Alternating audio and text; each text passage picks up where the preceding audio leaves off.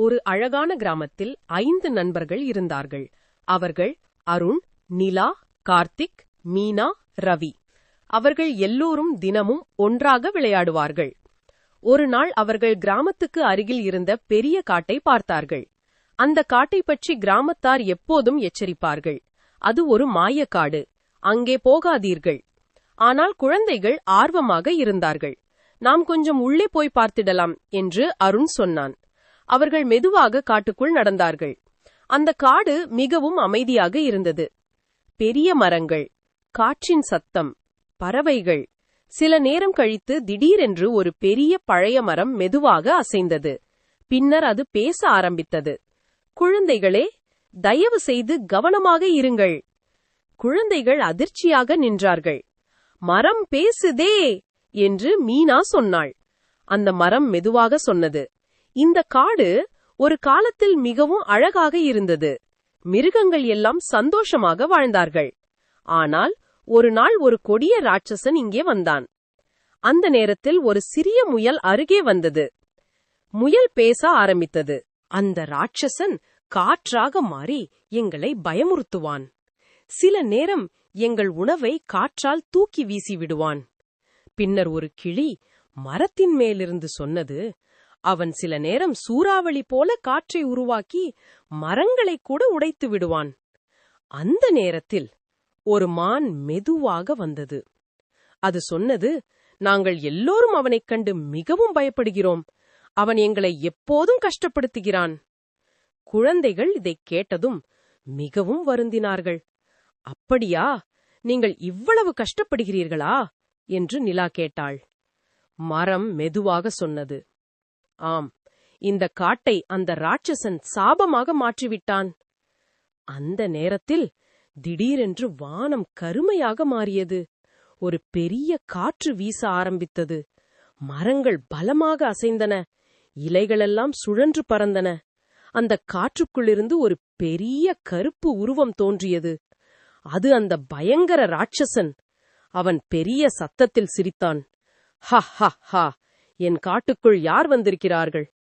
குழந்தைகள் நடுங்கினார்கள். ராட்சசன் கோபமாக கத்தினான், இந்த காட்டிலுள்ள எல்லாரும் எனக்கு கீழ்ப்படிந்திருக்க வேண்டும். அவன் பெரிய சூறாவளி போல காற்றை உருவாக்கினான். மரங்கள் வளைந்து அசைந்தன. விலங்குகளெல்லாம் பயந்து ஓடின. குழந்தைகள் மிகவும் பயந்தார்கள்.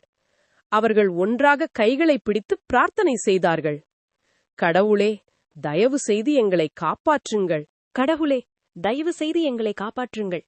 அந்த நேரத்தில் வானத்தில் ஒரு பிரகாசமான ஒளி தோன்றியது.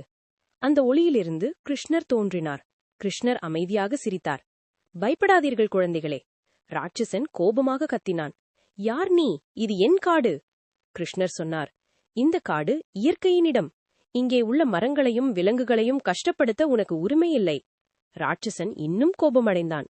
அவன் பெரிய காற்றை உருவாக்கி கிருஷ்ணரிடம் தாக்கினான். ஆனால் கிருஷ்ணர் தனது புல்லாங்குழலை வாசித்தார். அந்த இனிமையான இசை காட்டில் முழுவதும் ஒலித்தது. அந்த இசையை கேட்டதும் காற்று மெதுவாக அமைதியாக ஆரம்பித்தது. விலங்குகள் எல்லாம் தைரியமாக கிருஷ்ணரின் அருகே வந்தன. ராட்சசன் பயந்து போனான். கிருஷ்ணர் தனது தெய்வீக ஒளியை வெளிப்படுத்தினார். அந்த ஒளி ராட்சசனை சுற்றி கொண்டது. ராட்சசன் நடுங்கினான். மன்னிக்கவும், இனிமேல் யாரையும் கஷ்டப்படுத்த மாட்டேன் என்று கத்தினான். அதன் பிறகு அந்த ராட்சசன் காற்றாக மாறி மறைந்துவிட்டான். காடு மீண்டும் அமைதியாக மாறியது. மரம் மகிழ்ச்சியாக சொன்னது, நன்றி கிருஷ்ணா, எங்களை காப்பாற்றினீர்கள். விலங்குகள் எல்லாம் மகிழ்ச்சியாக சுற்றி வந்தன. குழந்தைகள் சந்தோஷமாக கிருஷ்ணரை பார்த்தார்கள்.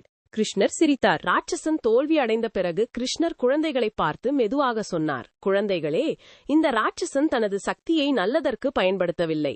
அவன் தனது சக்தியை எளியவர்களையும் பலவீனமானவர்களையும் பயமுறுத்த பயன்படுத்தினான். ஆனால் உண்மையான சக்தி என்ன தெரியுமா? அது மற்றவர்களை காப்பாற்றுவதற்காகத்தான் பயன்படுத்த வேண்டும். குழந்தைகள் அமைதியாக கேட்டுக்கொண்டிருந்தார்கள்.